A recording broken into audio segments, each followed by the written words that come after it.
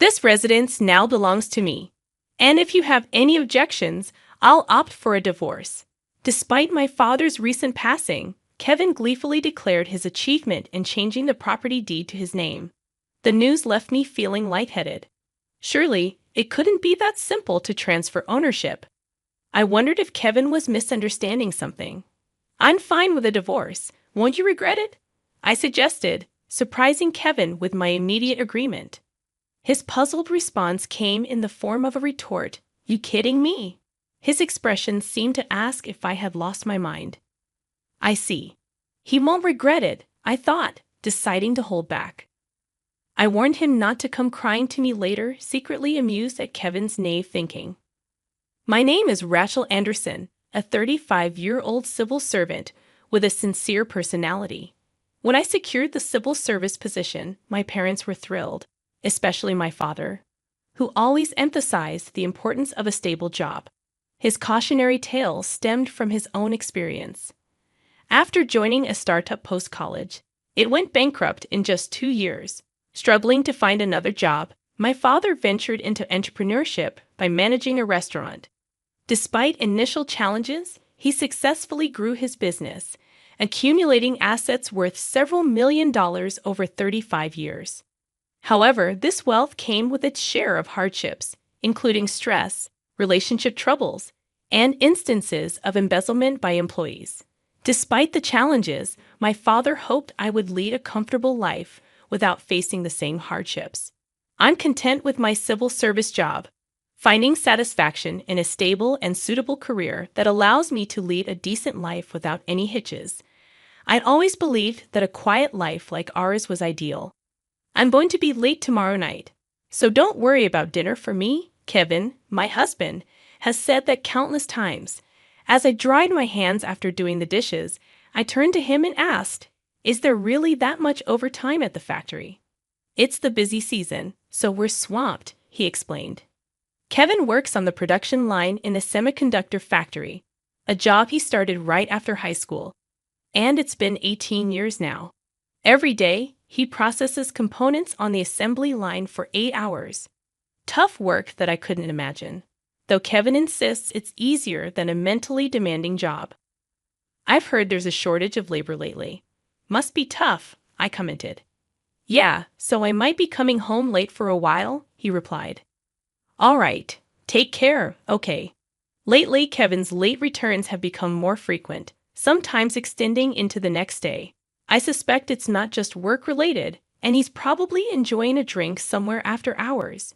While I understand the need to unwind, it feels like he's doing it quite often. Despite my concerns, I hesitate to confront him about it. Considering his demanding job, I fear that asking him to cut down on drinking might lead to an argument. Luckily, Kevin covers the expenses for these drinks from his pocket money, making it a minor issue. As he disappeared into the bedroom, I stretched my shoulders. Lately, I've noticed tension building up, leading to physical discomfort. Our lives seem to be heading in different directions, and the mental stress might be taking a toll on me physically. I remind myself not to overthink it too much. I first met Kevin during my junior year of high school. He attended a nearby school and approached me during a school event. Despite my initial hesitation about this younger guy asking for my number, Kevin's persistence eventually led me to give in. Known for my seriousness, I asked him why he approached me so much. Embarrassingly, he confessed to liking my appearance and vibe. I initially considered Kevin a bit of a playboy, and my skepticism was high. However, I soon discovered his unexpected loyalty, and my feelings for him grew stronger. Even after high school, Kevin working, and me attending college and starting my career, he remained my partner. We got married when I was 27, but unfortunately, we haven't been blessed with children since then. While I believe it might be too late for that now, I find solace in our life as a couple. One day, I received a call from my mother while at work. "Hello, Rachel. Are you at work right now?" she asked. "Yeah, what's up?" I responded, sensing urgency. She delivered shocking news. My dad had fallen ill. After tests, they diagnosed him with colon cancer. I couldn't believe it. No one in our family had ever faced cancer. Given my father's busy life as a businessman, he likely neglected regular health checkups, and it seemed he had become sick without realizing it. They said it's progressed quite a bit, my mother informed me. No way. But isn't cancer treatable these days? I desperately tried to grasp the reality. Well, from what they're saying about Dad's condition, he might only have a few months left, she revealed. A few months? That can't be. I wanted to believe it was all a misunderstanding, but the harsh truth remained. My father, at 60, relatively young, might have overlooked the symptoms, leading to a late discovery of advanced cancer, a challenging condition even with advancements in medicine. My mother, her voice trembling with tears, explained the situation to me. I get it. I'm going to head back home for a bit. I'll let Kevin know too. Thank you, Rachel. My father has always been very important to me. There's no question I have to be there for him in this crisis. Kevin would surely understand. That day, as I returned home from work, feeling disoriented, I found Kevin surprisingly home early. Seeing my distraught face, he called out, "What's wrong? Why the long face?" Kevin was sipping a beer on the sofa. I told him exactly what I had heard from my mother and asked if it was okay for me to go back to my parents' house for a while. That's rough. Okay, I get it. Stay with your father. Thanks. I won't be able to make dinner for a while. That's fine. Don't worry. I've been coming home late from work lately anyway. I'll grab something outside. Okay, but you gotta make sure to eat something nutritious now and then. I know. Kevin listened more calmly than I had expected. The next day, as I started preparing for my trip home, relieved that Kevin understood, I overheard him talking on the phone when bedtime came. It seems he's not going to make it much longer. You remember what we talked about before. Can we sort that out somehow? Not much longer. Is he talking about my father? Yeah, oh, I see. Got it. Please do. I wasn't sure who he was talking to or what he was discussing, but I could tell it involved my father. I didn't mean to eavesdrop, but I couldn't help stopping in my tracks. How could Kevin talk like that? I had never heard him speak ill of my father. While they weren't best friends, I never thought Kevin would be so cold-hearted as to not worry when my father was in danger, especially in the advanced stages of cancer. Did Kevin not care about my father at all? He's still alive, talking about my father's situation with a complete stranger. That's just wrong. It was the first time I ever felt suspicious of Kevin. Even after that incident, my doubts about him never faded. While Kevin cheerfully bid me goodbye when I headed to my parents' home, I couldn't shake off what I had heard him discussing over the phone. Something about Kevin felt off, and I couldn't quite put my finger on it. My suspicions centered around the only thing involving my father that came to mind: money. I hadn't disclosed the extent of my father's assets to Kevin, as I always thought discussing money might lead to troubles. It was something we could address when and if inheritance became an issue, but now wasn't the time. While I hadn't intentionally hidden it, I never felt the need to bring it up. But what if Kevin knew about my father's assets? What if he was after that money? No, I had to stop overthinking. Pushing away those negative thoughts, I focused on taking care of my father and enjoyed our small talks. When my father eventually passed away 3 months later, the departure was sudden, catching both my mother and me off guard. During the funeral, I was spaced out, unable to come to terms with the reality. On the other hand, Kevin seemed lively, raising my suspicions even more. About a week after the funeral, my heart finally settled down. I was drinking alone in the living room when Kevin walked in, casually remarking, "Glad that hassle is over." He crossed his arms behind his head and looked at me coldly. Hassle. Yeah, I was hoping my father-in-law would kick the bucket sooner. But when he did, all this funeral stuff was a real pain. I was taken aback. Hey, you can't talk like that. A person died, and that person was my dad. How can you say something like that? I knew it. Kevin had been hoping for my father's early passing, confirming my suspicions. I recalled Kevin talking about my father on the phone before and wondered about his motives. It all became clear when he nonchalantly asked, "So when do we get the inheritance?" "I heard that your family is super rich and there's a lot of inheritance, right?" I was shocked to realize that Kevin's intention all along was to lay claim to my father's assets. I had never discussed my family's finances with him, but it seemed he noticed that my dad had considerable assets. "You look surprised." Of course I knew. My family was always dirt poor. It was a struggle just to get 3 meals a day. Compared to that, your family seemed well off, and your parents traveled often. "That alone made it clear to me that you folks were loaded," Kevin explained, disgust evident in his tone. He went on to reveal that he had discussed it in advance with someone, referencing a friend who was a paralegal. Kevin casually mentioned, "I asked him about your dad's inheritance. We're definitely getting a good chunk of it." The fact that he discussed my father's inheritance with a stranger, especially while my father was still alive, was unbelievable. I began to doubt whether the man standing before me was really my husband. "He'll get back to me soon, so look forward to it," Kevin said before heading back to the bedroom. I was dumbfounded by his outrageous actions. Who goes around investigating their wife's family's inheritance without telling them?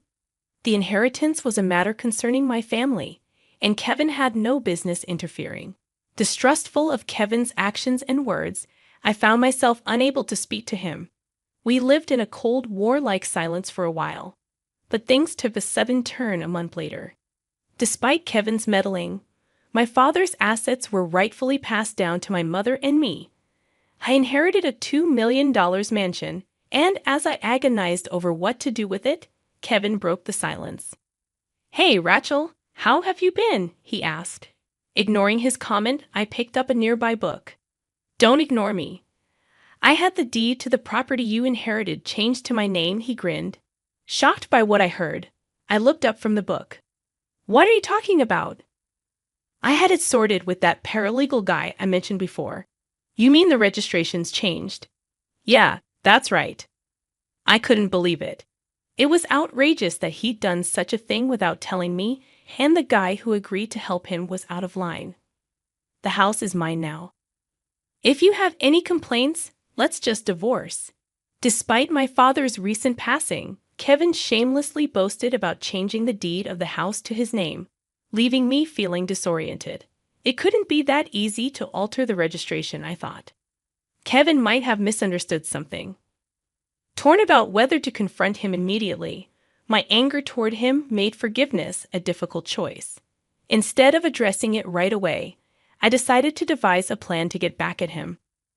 "Well, I'm fine with a divorce. Won't you regret it?" I suggested, catching Kevin off guard. In a bewildered voice, he responded, "You kidding me?" His look seemed to ask if I had lost my mind. "No regrets," I calmly affirmed. "If that's the case, I won't hold back. Just know I won't be there for him when he comes crying later." Inside, I smirked at Kevin's naive thinking. After that, I initiated an investigation into every aspect of Kevin's life. Taking paid time off, I thoroughly searched his messy room while he was at work. Among the scattered items, I discreetly pocketed a particular item and then went on to explore his computer's messaging app. The conversations, particularly with someone named John Miller, revealed shady dealings primarily focused on money. It was pitiable to see Kevin getting manipulated by such a person. Finishing my investigation and realizing the kind of person I had been living with, chills ran down my spine. With my feelings for Kevin completely cooled, I decided to proceed with our divorce. Since he had brought up the idea, it was easy to initiate the process. I contacted a lawyer to assist with the documentation, and soon Kevin and I were officially in the divorce process. The unexpected end to our marriage was a consequence of Kevin's disrespect towards my father. The love I once had for him was gone, and the person I thought I knew had turned out to be quite different.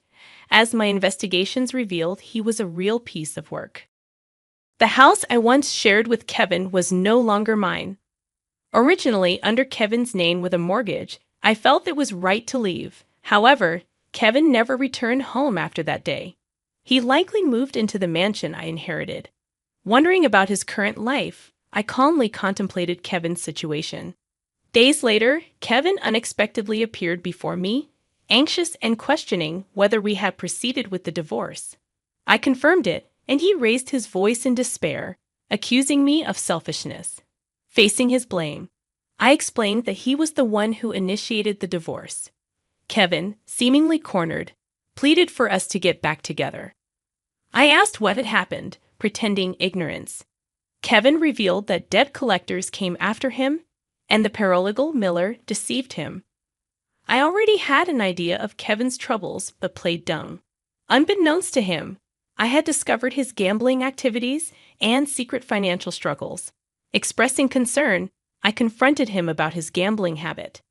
Kevin, always careless with money, had been using our savings and got scammed by Miller, the so-called paralegal. Kevin admitted to the deception but pleaded for help, claiming bankruptcy was imminent. Seeing him in this pathetic state left me bewildered. Despite his past disrespect towards my father, I couldn't view him as an ex-partner anymore. I sternly told him I'd never forgive him, and fear appeared in Kevin's eyes. Moving to the mansion inherited from my father, I left Kevin in the house with a mortgage, wishing him luck.